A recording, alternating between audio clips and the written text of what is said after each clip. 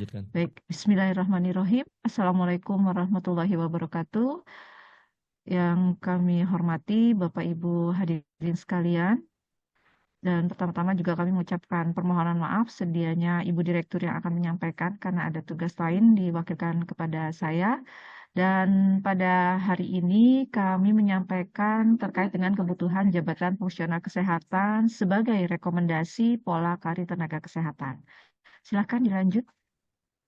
Seperti yang kita ketahui, memang saat ini kebutuhan akan jabatan fungsional di setiap instansi, baik itu provinsi, kabupaten, kota, maupun kementerian lembaga, sangat dibutuhkan dan tentunya pengembangan karir juga menjadi tantangannya tersendiri untuk pemenuhan tenaga kesehatan di dalam pelayanan kesehatan. Karena itu yang menjadi masalah saat ini tidak meratanya distribusi salah satu yang menjadi penyebab terendah retensi dari tenaga kesehatan di daerah dan juga masih kurang menariknya insentif sehingga pola karir dari pejabat fungsional juga itu menjadi pengaruh.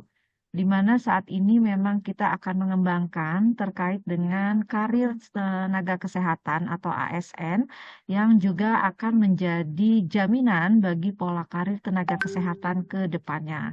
Di mana saat ini dengan adanya pola pengelolaan jabatan fungsional kesehatan tentu permasalahan-permasalahan yang sudah disampaikan oleh para narasumber dari yang pertama, kedua, dan juga nanti dimasukkan di dalam peta jabatan sampai menjadi satu unsur kebutuhan yang di dalamnya sudah masuk di dalam perencanaan kebutuhan akan menjadi suatu pola karir yang jelas bagi seorang nakes ASN khususnya yang menjabat menjadi pejabat fungsional di mana di dalam pengelolaan jabatan fungsional ini juga menyangkut terkait dengan kualifikasi dari jabatan tentunya berpengaruh dari model pendidikan kemudian juga terkait dengan kebutuhan instansi berarti berkaitan dengan organisasi dan juga kebutuhan SDM yang ada yang akan nanti memenuhi kebutuhan instansi tersebut dan nantinya berdampak pada formasi jabatan fungsional kesehatan khususnya yang akan mengisi dan tentunya nanti berkaitan pula dengan efek kinerja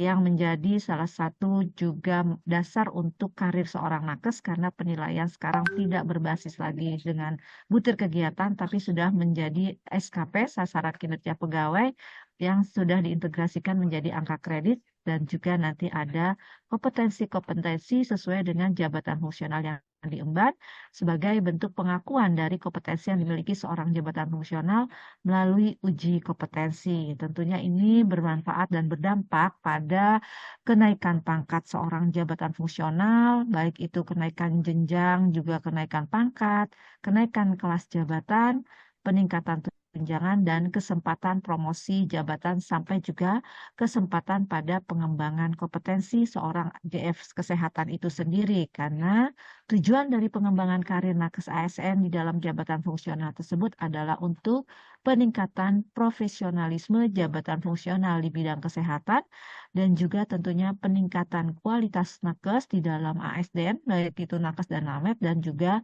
pemerataan distribusi tenaga kesehatan baik itu juga termasuk di dalamnya adalah tenaga medis. Suara saya masih kecil? Ini banyak yang kecil atau Jelas itu. sinyalnya Bapak ya? Jelas. Iya, Ya. jelas ya, mungkin sinyal dari lokasi masing-masing. Baik, boleh dilanjut. Dan kami tetap mengacu kepada dasar yang utama dari ASN adalah Undang-Undang Nomor 20 Tahun 2023 tentang ASN, di mana di sana sudah dijelaskan secara detail apa itu jabatan seorang ASN, yaitu terdiri dari jabatan manajerial dan jabatan non-manajerial. Kalau manajerial kita semua sudah paham apa itu jabatan manajerial, yaitu pimpinan tinggi utama, madya, pratama, administrator sampai pengawas dan saat ini yang kita bahas ke depannya adalah untuk jabatan non-manajerial. Saya sendiri sebagai pejabat fungsional tentunya dimasukkan dalam kategori jabatan non-manajerial yang terbagi atas jabatan fungsional dan jabatan pelaksana. Untuk jabatan fungsional itu sendiri terdiri atas dua kategori yaitu yaitu keahlian dan keterampilan. Tentunya dengan keterampilan kita semua sudah tahu yang mendasar adalah pendidikan sampai jenjang diploma atau dengan setara dengan diploma, dan untuk keahlian ada tingkat pendidikan lanjutan sebagai penambahan peningkatan kualifikasi seorang ASN di dalam pelaksanaan juga di dalam kegiatan keahliannya untuk melakukan kegiatan jabatan fungsional. Ini suara saya masih terdengar kecil informasi di sana ya? Di Ah, Zoom ya. Mungkin iya, di Zoom-nya ya, Pak. di moderator Zoom mungkin ya. Jadi sini Silahkan. jelas Ibu. Jelas ya, Pak? Jelas Ya, Ibu baik. ya. Di Ya, Zoom mungkin juga jelas. Mungkin di jaringan juga ya peserta mungkin. ya, jaringan pesertanya Ibu. Ya, Di sini Zoom ya, juga jelas. baik. Baik, jadi undang-undang ini Bapak Ibu menjadi dasar kami juga untuk menetapkan dan juga memberikan rekomendasi seorang ASN yang menduduki jabatan fungsional khususnya di bidang kesehatan, baik itu fungsional, baik itu keahlian maupun keterampilan. Dan ini menjadi syarat utama di dalam satu jabatan adalah terkait dengan kompetensi di masing-masing jabatan fungsional itu tersendiri, termasuk di dalam jenis dari masing-masing jabatan fungsional. Dan seperti diketahui, Kementerian Kesehatan memiliki jabatan fungsional yang sangat banyak, yaitu hampir 30 jenis jabatan fungsional dan satu-satunya kementerian lembaga yang memiliki jumlah dan jenis jabatan fungsional terbanyak. Silahkan dilanjut. Dan sepertinya sudah terinformasi sebelumnya apa itu jabatan fungsional kesehatan dengan dasar pada Permenpan nomor 1 tahun 2023 tentang jabatan fungsional yang merupakan sekelompok jabatan dan berisi fungsi serta tugas berkaitan dengan pelayanan fungsional dan berdasarkan pada kategori keahlian dan keterampilan tertentu, di mana seorang pejabat fungsional pastinya adalah seorang pegawai ASN, baik itu PNS maupun P3K yang menduduki jabatan fungsional pada instansi pemerintah. Dan tentunya sudah dipahami seorang pejabat fungsional berbasis kerja dasarnya adalah pada output, kemudian bertanggung jawab dan juga berkedudukan langsung dengan para pimpinan tinggi pada, bisa juga pratama, bisa dengan administrator dan juga pengawas, di mana tugas-tugas seorang pejabat fungsional secara umum adalah memberikan pelayanan fungsional yang berdasar pada keahlian dan keterampilan, serta memperhatikan ruang lingkup kegiatan dan juga dapat memberikan tugas lainnya, dapat diberikan serta melaksanakan tugas lainnya untuk memenuhi ekspektasi kinerja pada instansi pemerintah untuk mencapai target organisasi, karena memang sekarang tidak lagi berdasar pada penilaian kinerja yang berbasis butir kegiatan dengan menggunakan penilaian pola baru yaitu ekspektasi kinerja. Tentunya ini sangat-sangat membantu bagi seorang pejabat fungsional khususnya bidang kesehatan dalam mencapai tujuan dan target dari suatu organisasi. Ya, lanjut. Dan seperti di bagian ini bahwa seorang jabatan fungsional kesehatan yang diangkat sebagai PNS di dalam jabatan fungsional baik itu P3K maupun PNS itu ada pengangkatan pertama untuk jabatan fungsional, bisa juga dilakukan melalui perpindahan dari jabatan lain atau dari JF yang lain, bisa juga penyesuaian dan bahkan bisa dilakukan melalui promosi, di mana jenjang karir seorang pejabat fungsional kesehatan dengan kategori keahlian dan keterampilan itu banyak kategori yang bisa menjadi salah satu upaya untuk pengembangan karir Bapak Ibu sekalian yang saat ini menduduki jabatan fungsional bidang kesehatan. Dari jenjang yang muda untuk keahlian itu adalah dari ahli pertama, ahli muda, madya, dan utama. Sementara untuk keterampilan ada 3 kelas, yaitu terampil, mahir, dan penyelia. Dan ini semuanya tetap bisa diikuti, bisa juga semangati untuk teman-teman jabatan fungsional yang bisa menduduki jabatan-jabatan tertinggi dari setiap kategorinya, baik keahlian maupun keterampilan, sesuai dengan pangkat golongan yang diduduki saat ini dan tentunya pastinya sesuai dengan formasi dan kebutuhan dari organisasi yang tersedia pada saat ini. Ya, lanjut. Bapak Ibu hadirin sekalian, ini kami sampaikan juga bagian pengelolaan jabatan fungsional kesehatan dari mulai perencanaan, pengangkatan, dan juga pengembangan. Ini semua menjadi pemantauan dalam pengelolaan jabatan fungsional. Kalau perencanaan bisa dihitung dari PNS-nya itu sendiri yang akan beralih menjadi seorang jabatan fungsional, atau kan bahkan dari CPNS yang saat ini memang sudah bisa mendapatkan SK pengangkatannya langsung menjadi seorang JF kesehatan sesuai dengan formasi dan juga kebutuhan dari organisasi yang tersedia, di mana dalam pengangkatannya untuk seorang PNS bisa melalui promosi atau pindah jabatan. Misalnya seseorang menduduki posisi pelaksana pada saat ini dan ingin beralih menjadi seorang pejabat fungsional, tentunya juga bisa dilakukan dengan metode pengangkatan yang pastinya sudah melakukan beberapa pola pengembangan diri melalui peningkatan kompetensi, baik itu pendidikan, pelatihan, dan sebagainya, termasuk juga menjadi dasar untuk pengumpulan satuan angka kredit menjadi penilaian sasaran kinerja di instansi masing-masing yang artinya berdampak pada tunjangan karena ada peningkatan karir. Sementara untuk CPNS, karena sudah bertuliskan di dalam SK pengangkatannya, setelah diangkat akan mengikuti program Latsar, kemudian diangkat pertama, setelah mengikuti pelaksanaan tugasnya 1 tahun dalam jabatan tersebut, nantinya juga akan mendapat penilaian kinerja yang menjadi dasar penilaian saat ini. Tentunya penilaian kinerja tadi akan diintegrasikan menjadi satu angka kredit yang menduduki posisi sesuai dengan jenjang jabatan saat ini di AMPU. Untuk peningkatannya bisa juga dilakukan melalui uji kompetensi yang bisa menunjukkan dan menjadi dasar seseorang pejabat fungsional itu kompeten sesuai dengan pangkat, golongan, dan jabatannya saat ini diduduki, tentunya juga didasarkan pada formasi dan kualifikasi pendidikan sebagai upaya untuk pengembangan diri seorang JF, baik itu NAMED maupun Nakes di bidang kesehatan yang nantinya bisa dilakukan juga melalui penugasan khusus, perpindahan jabatan, kenaikan jenjang, bahkan bisa juga promosi atau mutasi sebagai bentuk pengembangan diri dan juga pengembangan karir dari seorang jabatan fungsional sampai yang bersangkutan itu beralih kembali atau bisa juga berubah menjadi pejabat struktural atau bahkan berhenti karena pensiun dan sebagainya. Ya, lanjut. Dan ini keputusan Menteri Kesehatan yang kami sudah sampaikan sebagai informasi juga bahwa saat ini ada 10 jabatan fungsional kesehatan yang sudah memiliki jenjang ahli utama, yang tentunya ini menjadi satu upaya Bapak Ibu dengan basic pendidikan sesuai dengan JF-nya ini tentunya bisa meningkatkan karirnya sesuai dengan kualifikasi pendidikan dan formasi tersedia, tentunya bisa makin mendorong seseorang JF baik itu NAMED Nakes menduduki jenjang ahli utama untuk kategori keahlian. Dan di sini kami sampaikan ada 30 jenis jabatan fungsional yang dikelola dan juga dibina oleh Kementerian Kesehatan untuk seluruh jajaran di lingkungan bidang kesehatan.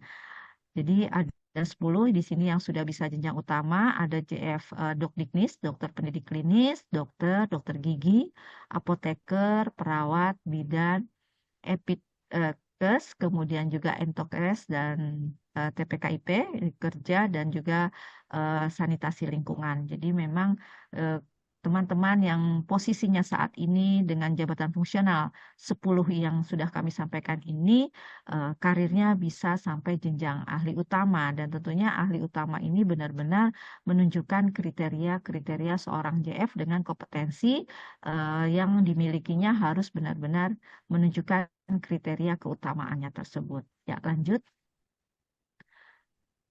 Dan persyaratan-persyaratan seperti sudah kami sampaikan berkali-kali pada setiap momen-momen pertemuan kaitan dengan pengelolaan jabatan fungsional, ada beberapa persyaratan yang harus dimiliki dan harus disiapkan apabila Bapak Ibu yang menduduki saat ini jabatan fungsional akan promosi atau pindah ke jabatan lain atau JF lain, atau mungkin masih pelaksana ingin berubah menjadi seorang JF kesehatan.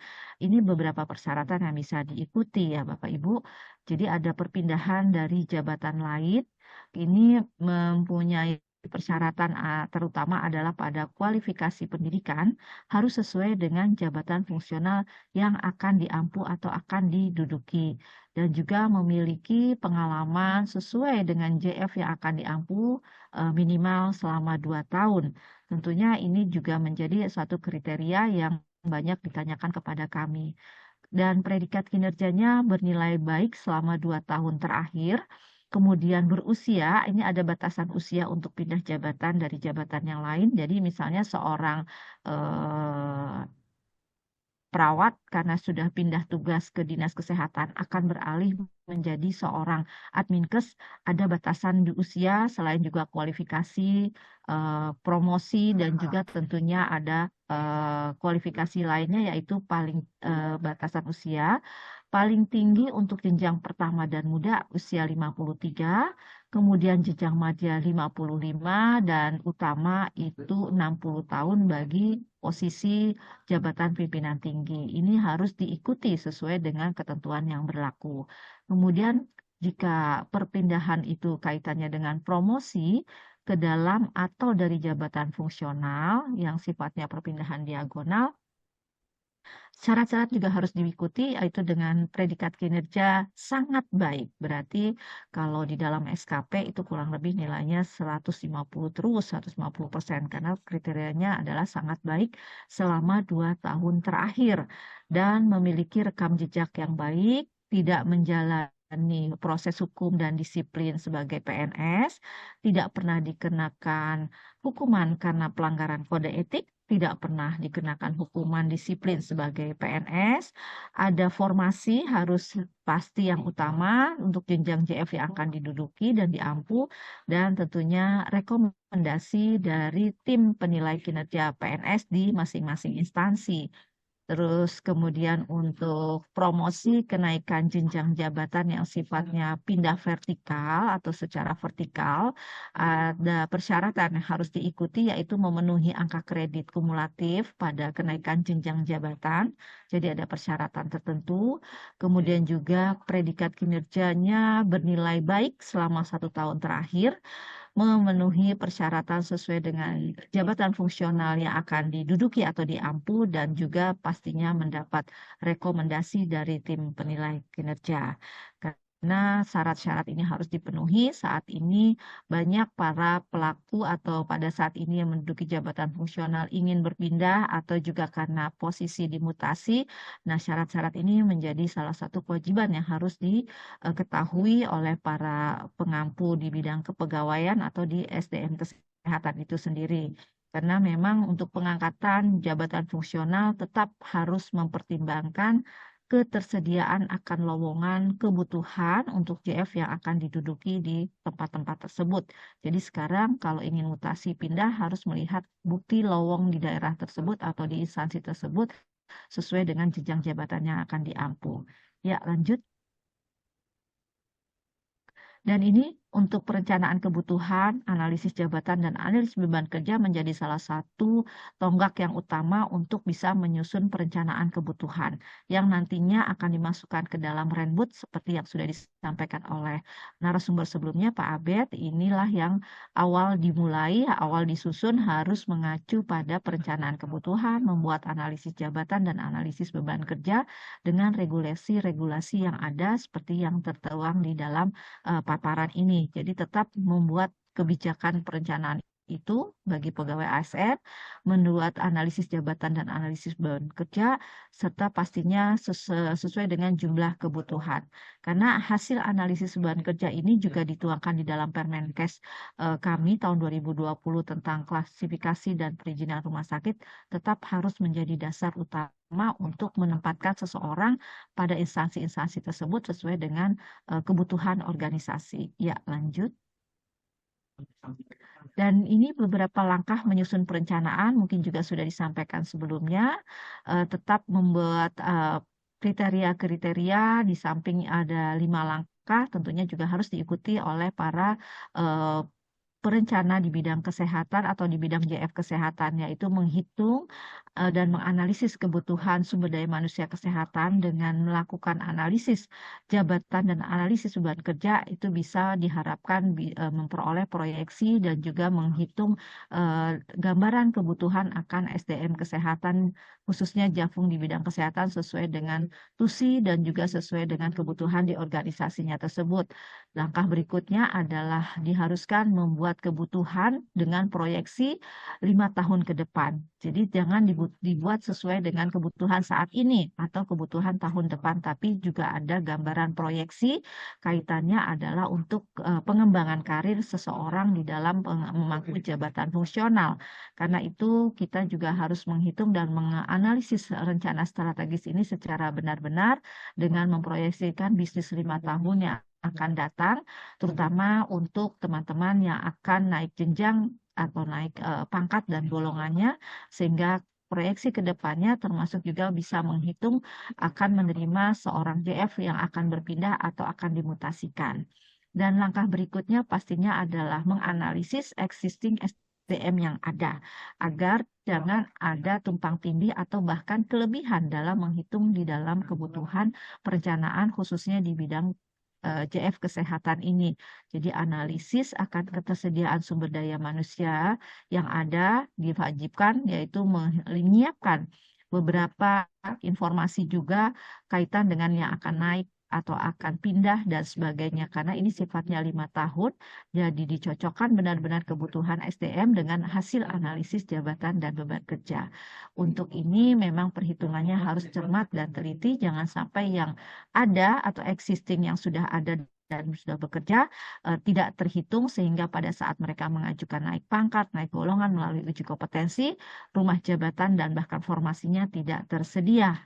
Kemudian langkah berikutnya pastinya adalah proyeksi persediaan sumber daya. Ini diperlukan menganalisis dari usia sumber daya manusia yang ada, karena ini juga proyeksi untuk teman-teman JF yang sudah akan memasuki masa purna. Sehingga kita juga perlu menyiapkan untuk jenjang-jenjang karir yang akan menggantikan sesuai dengan pangkat golongan yang akan purna, tentunya kita sudah menyiapkan dan juga bahkan mungkin bisa menyiapkan untuk yang akan mutasi atau menerima pegawai yang baru, baik itu melalui penerimaan CPNS maupun P3K.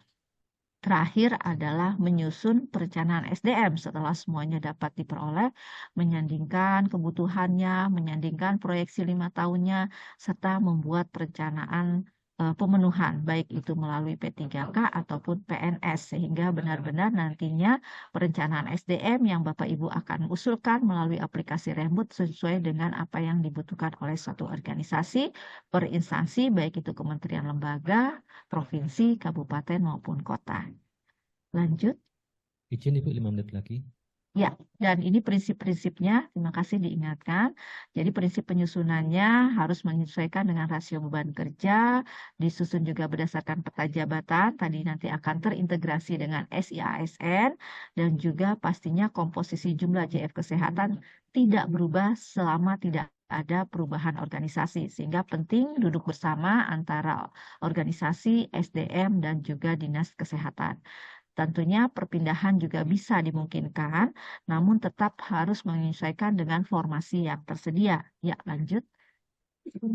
Dan ini acuannya dalam penetapan kebutuhan, baik itu kebutuhan organisasi, tentunya harus berdasarkan tugas dan fungsi serta renstra, melihat lagi standar ketenagaan minimal, baik itu berdasarkan jenis nakes dan nametnya, kemudian juga apa program prioritas pemerintah yang akan dilakukan dalam pemenuhan pelayanan, baik itu di layanan primer maupun rujukan, dan pastinya kembali kepada analisa beban kerja yang harus dibuat dan disusun. Ini menjadi dasar untuk penetapan kebutuhan jabatan fungsional kesehatan. Jadi indikatornya seperti ini. Ya, lanjut. Dan ini nanti gambarannya bisa dibaca, sumber daya manusia kesehatan di Puskesmas, kebutuhannya apa saja di dalam Undang-Undang Kesehatan Nomor 17 Tahun 2023 sudah disampaikan. Demikian juga turunannya pada PP Nomor 28 Tahun 2024, bahwa di Puskesmas dibutuhkannya adalah tenaga medis, tenaga kesehatan, dan tenaga pendukung atau penunjang. Ini juga bisa menjadi acuan. Lanjut. Dan ini untuk SDM kesehatan di rumah sakit. Bisa dilihat juga jenis-jenisnya apa saja, tinggal dihitung volume dan jumlahnya. Jangan lupa yang existing tetap harus dihitung lebih awal. Ya, lanjut. Ya, lanjut nanti bisa dibaca. Ini untuk di lab, tenaga-tenaga yang dibutuhkan di lingkungan puskesmas dan laboratorium kesehatan. Ya, silakan dilanjut lagi, nanti bisa dilihat. Dan ini tentunya harus juga menjadi dasar untuk tingkat penguasaan kompetensi. Jadi untuk pemenuhan kebutuhan JF kesehatan harus mempertimbangkan target organisasi dan level kompetensi. Jadi dilihat kembali tingkat-tingkat kemampuan dari level kompetensi dari level 1 sampai level 5. Jadi bisa dilihat bagaimana untuk kriteria seorang bisa menduduki jabatan level 5, level 4, dan sebagainya. Nanti ada jenjang dan jabatannya. Ya, lanjut. Dan ini Bapak Ibu tadi dengan jabatan dan kategori keahlian serta keterampilan, jenjang jabatannya tadi juga kami sampaikan sebagai contoh untuk utama berarti dari grafik yang tadi kita harus melihat apakah seseorang itu pada posisi 5 atau 4. Jadi untuk yang utama dipastikan dominan pada level ke-5 untuk kompetensinya. Demikian juga untuk pertama pada keahlian di antara 3 level 1, 2, 3 yang dominan harus pada level 2. Jadi ini bagian kepegawaian, SDM dan sebagainya sudah harus memahami seseorang bisa pada menduduki jenjang jabatan kompetensi pada level-level seperti apa. Ya, bisa dilanjut, silakan. Ya, ini contoh saja untuk seorang bidan dengan jabatan ahli muda, tentunya di puskesmas. Tentu kita juga bisa melihat seseorang itu dari indikator perilakunya, kemudian kriteria unjuk kerjanya, sehingga kompetensinya nanti bisa dilihat pada ahli muda itu level-levelnya seperti ini, yang tadi sudah kami gambarkan dalam bentuk grafik. Nah, ini bisa kita kita buat exercise untuk bisa memasuki seseorang dalam peta jabatan di instansi masing-masing. Jadi berdasarkan identifikasi kesesuaian antara tugas fungsi organisasi dengan level kompetensi dan dimungkinkan adanya kebutuhan jabatan fungsional bidan ahli muda di puskesmas. Namun juga perlu dipertimbangkan terkait dengan beban kerja dan kemampuan dari finansial daerah. Kita tidak bisa memaksakan karena kembali kepada kemampuan keuangan dari daerah. Ya, lanjut. Ini alurnya untuk penyusunan kebutuhan. Mungkin nanti oleh teman-teman dari perencanaan juga sudah disampaikan. Ini hanya membuat langkah-langkahnya saja, bisa dilihat. Dan nanti semua diakses melalui aplikasi renbud.kemenkes.go.id. Lanjut. Ini surat edaran kami bisa menjadi acuan Bapak Ibu baik di Ortala, SDM maupun di Dinas Kesehatan dalam pengelolaan jabatan fungsional. Di dalamnya ada pembinaannya, ada pengangkatan, ada penetapan kebutuhan formasi, termasuk uji kompetensi untuk mengetahui kemampuan dan kompetensi seseorang, kemudian penilaian angka kredit, dan juga pemantauan pengawasan dalam pembinaan jabatan fungsional di kesehatan. Bisa diunduh juga di dalam Bitly ini yang ada di tayangan berikut ini. Ya, lanjut.